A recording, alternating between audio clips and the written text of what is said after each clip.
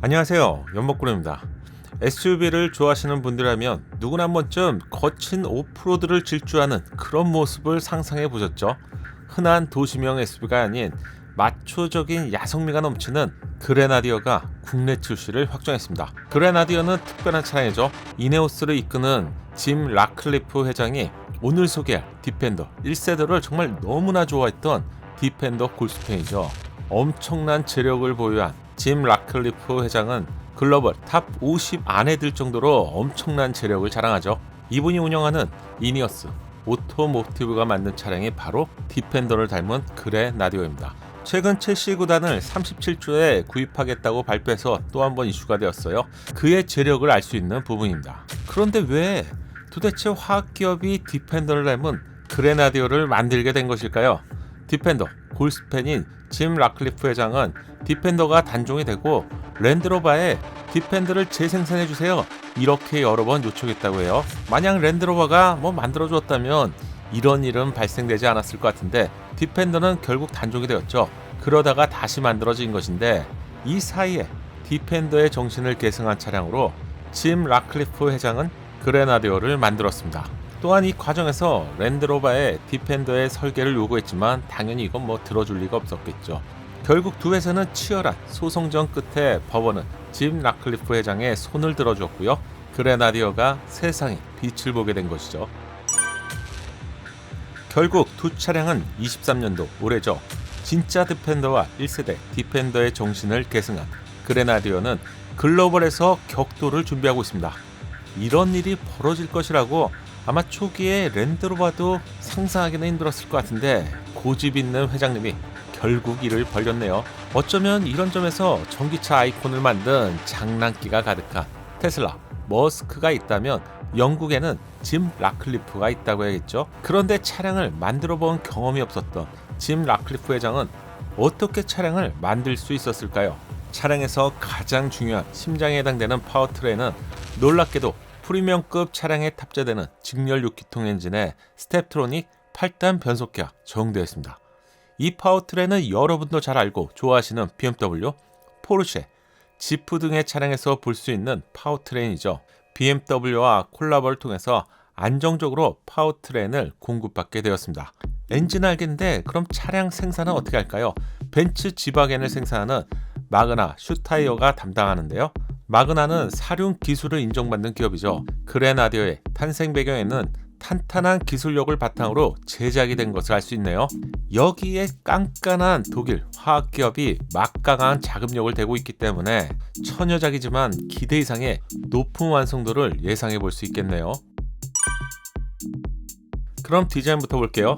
원조 디펜더 1세대의 디자인과 꼭 닮았습니다. 두 개의 원형 램프와 원형 헤드램프는 얇은 띠 형태의 DRL이 감싸고 있죠. 이런 디자인은 벤츠 G바겐과 유사한 느낌이고요. 헤드램프 중간에 있는 원형 램프는 야간을 대낮처럼 밝게 만들어줄 서치라이트죠. 덕분에 눈이 4개가 되는데 이 디자인도 디펜더를 계승하고 있습니다. 잘 보시면 1세대 디펜더는 양쪽 바깥쪽에 2개의 추가놓은 디자인이 있었죠. 그레나디어의 전장은 4896, 전폭은 2146, 전고는 2036으로 국내 기준으로 본다면 대형 SUV 정도의 사이즈이지만 전폭과 전고는 훨씬 크기 때문에 좌우로 넓고요. 키가 큰 차량이죠. 세로 형태 그릴 디자인마저도 디펜더를 연상시키네요. 눈과 그릴을 블랙 색상 영역으로 따로 감싸면서 야무진 야성미를 더하는데 앞으로 툭 튀어나온 범퍼의 디자인도 야성미가 느껴지죠. 위로 솟은 디자인의 후드는 디펜더와 유사하지만 디펜더 레터링이 전면에 위치하고 있는 반면에 그레나디어의 레터링은 측면부 쪽에 위치합니다. 손잡이 부분에는 처음 보는 디자인의 블랙바가 보이죠. 이걸 유틸리티 벨트라고 하는데 4개의 퀵 릴리즈 고정링을 통해서 외부에 다양한 용품을 부착할 수 있습니다. 독특한 디자인은 루프에서도 볼 수 있는데 디펜더에서 윈도우가 제공되었던 위치에 윈도우가 아닌 루프 고정바를 제공하네요. 루프 머리 위쪽에는 2개의 작은 사파리 창을 선택할 수 있고요. 탈 부착 방식도 좀 독특한데요. 평소에는 전용 가방에 넣어서 보관하다가 오프로드에서 환기가 필요하거나 아니면 좀 더 특별한 경험을 하고 싶다면 이렇게 부착하면 끝이 납니다. 3열 쪽에는 기본 윈도우를 제공하지만 사이드 패널을 추가하면 프라이버시를 강화하거나 짐을 수납할 수 있는 기능을 제공하고요. 후면부 디자인의 핵심 역할을 하는 테일램프의 디자인은 전면부와 동일한 원형 디자인으로 마무리했습니다. 다시 봐도 매력적인 디자인이죠. 범퍼 하단에는 날카롭게 뚝 떨어지는 스키드 플레이트의 디자인을 볼 수 있는데 오프로드에서 탈출, 경사강을 충분히 짐작할 수 있는 극한을 고려한 설계인 것을 알 수 있네요. 사다리를 포함한 스페어 타이어까지 아날로그 감성을 불러일으키는 다양한 아이템을 볼 수 있네요. 입이 딱 벌어지던 실내는 항공기의 실내 공간을 보고 있는 것 같은데 최신 차량에서는 버튼을 없애고요. 커다란 디스플레이로 온통 도배를 하죠. 하지만 이건 좀 뭐라고 할까요? 두꺼운 장갑을 끼고 그냥 그대로 조작할 수 있을 것 같은 큼지막한 버튼들은 아날로그 향수를 일으키네요. 이런 점에서도 1세대 디펜더와 많이 닮았죠. 놀라지 마세요. 오버헤드 콘솔 디자인도 투박함으로 가르쳐져 있는데 차고 높이를 조절하던 기능부터 다양한 기능을 조작하는 맛도 이런 차량을 즐기는 즐거움이 되겠죠. 간결한 센터 패시아의 디자인은 오프로드에 보다 집중할 수 있게 구성되어 있습니다. 다만 이건 5개T라고 생각되는데 BMW 차량에서 볼 수 있는 전자식 기어 노브가 좀 생뚱맞게 있어요. 이건 어쩌면 BMW가 자신의 것을 고집한 것인지 누가 보더라도 이 멋진 차량에 BMW를 꽂아놓은 것 같은 좀 아쉬움이 있네요.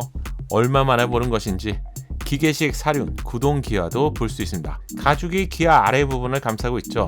서로 대비가 되는 기능을 동시에 볼 수 있다는 점도 좀 아이러니하네요. 파워트레인은 BMW가 자랑하는 6기통 엔진이죠.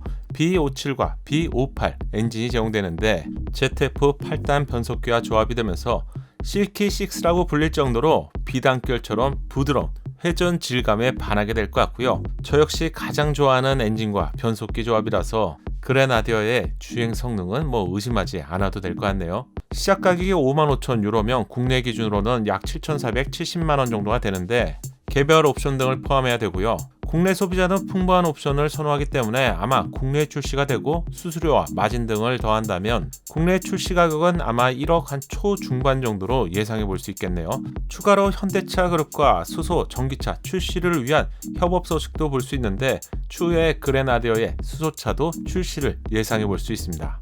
디펜더를 좋아하는 한 사람의 욕심으로 시작이 되어서 결국 탄생한 그레나디어는 최근 전동화 시대를 맞이하면서 사라지는 차량들이 정말 많은데요.